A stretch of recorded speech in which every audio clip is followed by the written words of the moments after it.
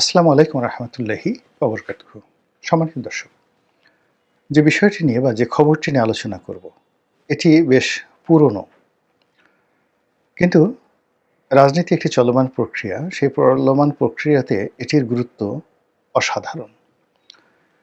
আমি যখন খবরটি দেখেছিলাম, আ মনে হয়েছিল যে আজকেই ভিডিওটি করব। কিন্তু এর মধ্যে অনেকগুলো ঘটনা ঘটে গেল। এর মধ্যে জনাব তারেক রহমান সাহেবের দেশে ফেরার যে তারিখ, এটি ঘোষিত হয়ে গেল। ওসমান হাদি গুলিবিদ্ধ হলো। হাসপাতালে এখন খুব মর্মান্তিক অবস্থায় তিনি আছেন। ফলে আমি যে প্রসঙ্গটি নিয়ে আলোচনা করার চেষ্টা করেছিলাম বা সিদ্ধান্ত নিয়েছিলাম, তা কয়েকদিন পিছিয়ে গেল। দ্বিতীয়ত এই যে প্রতিদিনই একটির পর একটি আশ্চর্য ঘটনা ঘটছে। এই ঘটনাগুলো যে ঘটছে বা ঘটানো হচ্ছে কিনা, এটা হয়তো তদন্ত করলে পাওয়া যাবে। এটা অনেকটা উত্তেজনা সৃষ্টি করার মতো বা অনেকটা মানুষের মনকে বিভিন্ন দিক থেকে ডাইভার্ট করার জন্যে। এখন সেটা আওয়ামী লীগের বিষয়ে মানুষের মন বিষিয়ে তোলার চেষ্টা করা হতে পারে। অথবা যদি আওয়ামী লীগ এই সকল ঘটনা, দুর্ঘটনার সাথে জড়িত হয়, তাহলে আওয়ামী লীগেরও যে অপরিহার্যতা, এটা প্রমাণের জন্য করা হতে পারে। বা এই যে প্রতিদিন যে অতি আশ্চর্য ঘটনাগুলো ঘটেছে, এটি নির্বাচনের যে ট্রেন্ড, এটাতে গতি দেওয়ার জন্য হতে পারে, অথবা নির্বাচনটিকে বানচাল করার জন্য হতে পারে। যেমন হাদির গুলিবিদ্ধ হওয়ার পরে স্বয়ং প্রধান উপদেষ্টা বলছিলেন যে এই হাদির উপর যে গুলিবর্ষণ করা হয়েছে মূলত নির্বাচনকে বানচাল করার জন্য।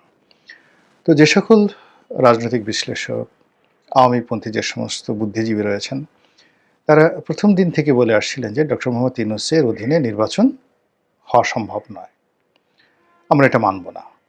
আর এক পক্ষে বলার চেষ্টা করছিলেন যে উনি যেহেতু সরকারের কোনো আইন শৃঙ্খলা রক্ষা করতে পারছেন না, কাজে তার পক্ষে একটা সুষ্ঠু নির্বাচন, অবাধ নির্বাচন করা সম্ভব নয়।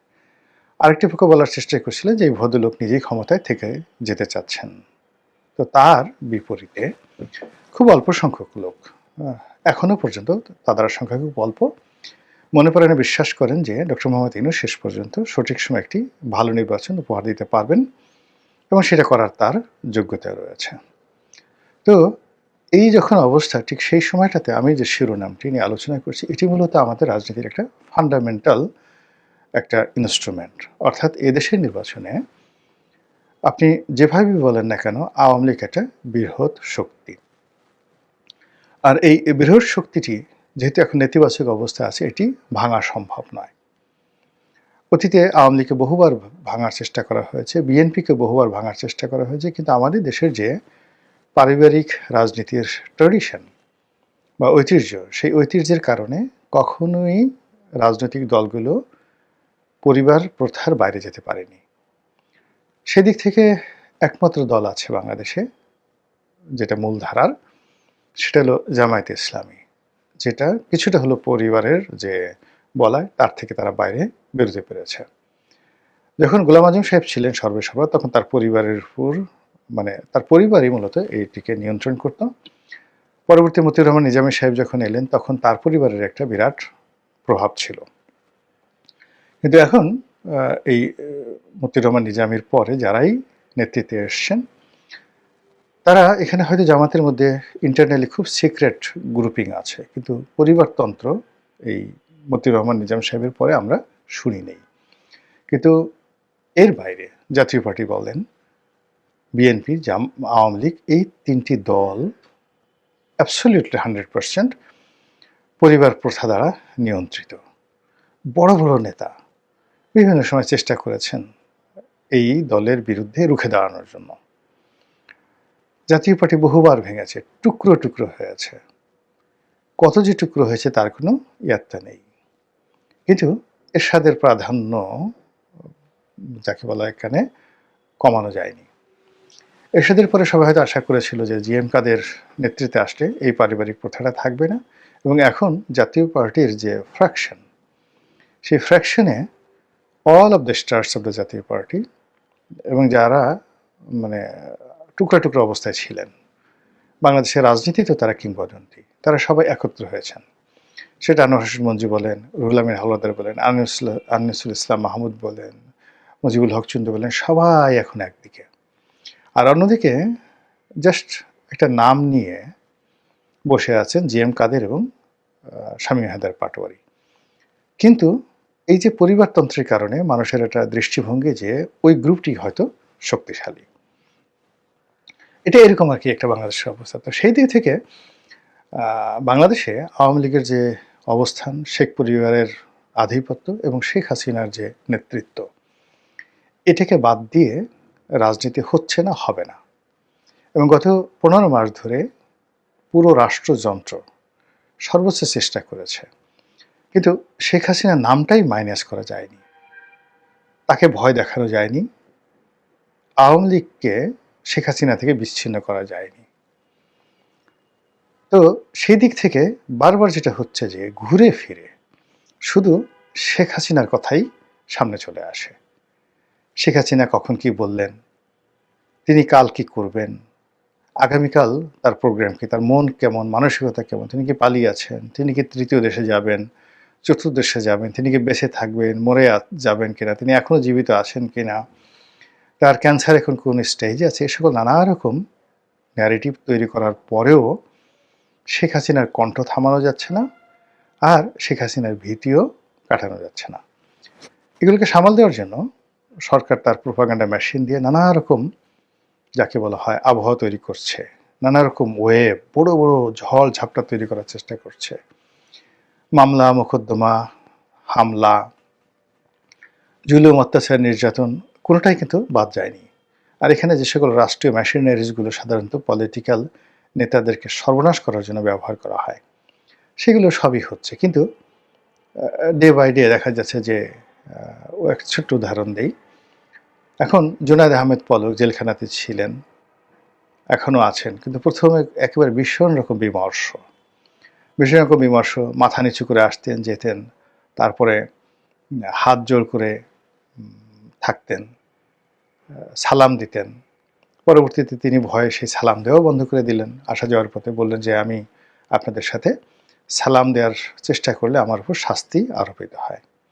হঠাৎ করে দেখা গেল যে সেই পলক, মানে তার শিকলবন্দি হাত, হ্যান্ডকাপ পরানো হাত, সেটি উঁচু করে তিনি স্লোগান দিচ্ছেন, তারপর জাতীয় সঙ্গীত গাইছেন।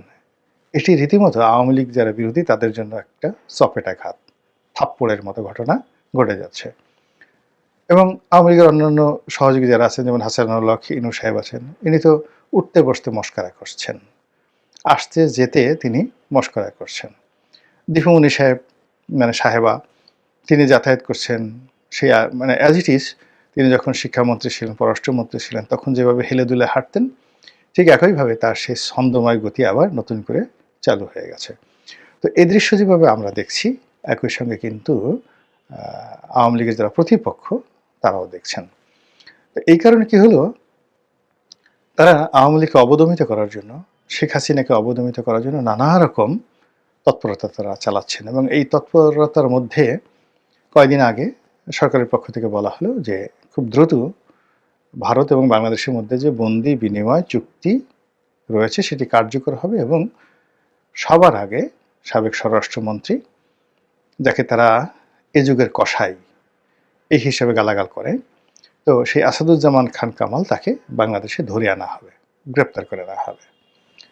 কেউ কেউ আরও এক দফা এগিয়ে গিয়ে বলার চেষ্টা করলো যে ভারত সরকারকে নমনীয় করা হয়েছে এবং এটা আমেরিকার মধ্যস্থতায় এই কাজটি করা হয়েছে, এবং যে কোনো মূল্যে ভারতকে রাজি করানো হয়েছে, তারা শেখ হাসিনাকে বাংলাদেশে ফেরত দেবে।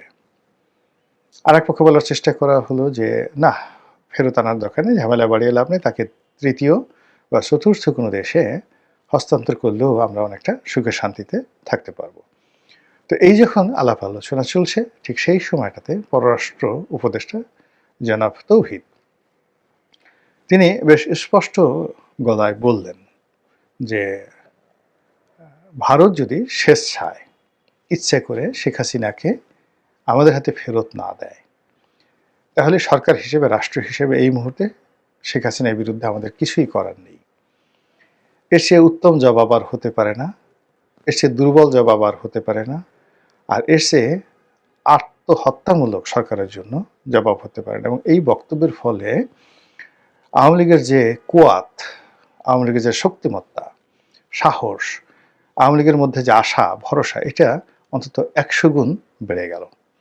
আর জনাব তৌহিদ তিনি যেহেতু খুব ঝানু একজন কূটনীতিবিদ এবং অনেকটা লিবারেল, ব্যক্তিগতভাবে ধানাই-পানাই করা এরকম জিনিস তাকে দেখে মনে হয় না যে তিনি এই কাজগুলো করতে পারেন।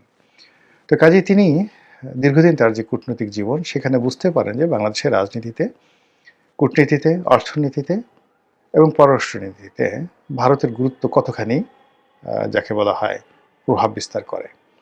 অতি সম্প্রতি ভারতের পররাষ্ট্রমন্ত্রী জনাব জয়শঙ্কর, যাকে বলা হয় নরেন্দ্র মোদীর পরে সবচেয়ে প্রভাবশালী ব্যক্তিত্ব, তিনি শেখ হাসিনাকে নিয়ে কথা বলতে গিয়ে খুবই গুরুত্বপূর্ণ একটি সাক্ষাৎকার তিনি দিয়েছেন। ওই দেশের যে সবচেয়ে প্রভাবশালী টেলিভিশন এনডিটিভি, তো সেটার যিনি প্রধান সম্পাদক তার সঙ্গে একটি সাক্ষাৎকার দিতে গিয়ে তিনি যেটি বলেছেন শেখ হাসিনার সম্পর্কে, যে শেখ হাসিনা এখানে কতদিন থাকবেন এটা হাসিনা জি, মানে honourable Sheikh Hasina, your excellency Sheikh Hasina, তার উপর নির্ভর করে। অ্যাজ ইট ইজ মনে হচ্ছে যে শেখ হাসিনা সেখানে আছেন তার ইচ্ছাতে, তিনি স্বাধীন, তিনি যতদিন ইচ্ছা সেখানে থাকবেন এবং তিনি যখন মনে করবেন বাংলাদেশে যাওয়ার জন্য তিনি সিদ্ধান্ত নেবেন, তিনি তখনই সেটা যেতে পারবেন। তো ভারতের পররাষ্ট্রমন্ত্রীর এই ধরনের কথা, এটা রীতিমতো একটা বোম ফাটিয়ে দিয়েছে হাসিনা বিরোধীদের মাথার উপরে।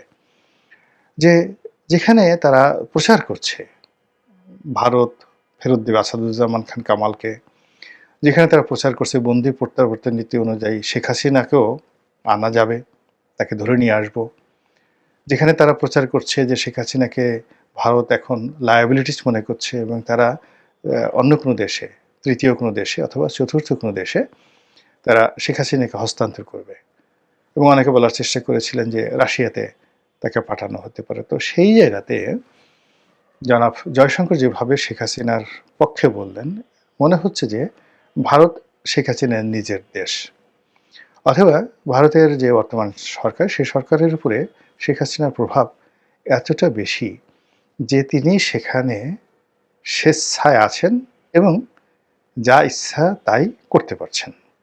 রাজনৈতিক মিটিং, এরপর বক্তৃতা দেওয়া, বিবৃতি দেওয়া, সাক্ষাৎকার দেওয়া, স্বাধীনভাবে চলাফেরা করা, আত্মীয় স্বজনের সাথে সাক্ষাৎ করা থেকে শুরু করে সকল সুযোগ সুবিধা একজন একটা স্বাধীন মানুষের মতো তিনি করতে পারছেন। তো এই খবর যখন প্রচারিত হলো, এনডিটিভির সঙ্গে সাক্ষাৎকারটি যখন প্রচারিত হলো, আওয়ামী লীগের যারা লোকজন তারা তো হৈ হৈ করে উঠলে, দেখো দেখো দেখো, তোমরা যে সকল মিথ্যা কথা বা মিথ্যা প্রোপাগান্ডা ছড়াচ্ছিলে, তোমাদের যারা টোকাই মোকাই যারা আছে ইউটিউবে, যারা মানে এই আজকে গুলি করে কালকে ফেলে দেয়, পরশুদিন শ্যুট করে তারপরের দিন পাড়িয়ে মেরে ফেলবে, এরকম একটা ভাবসাব দেখায়, দেখো জয়শঙ্কর কী বললেন।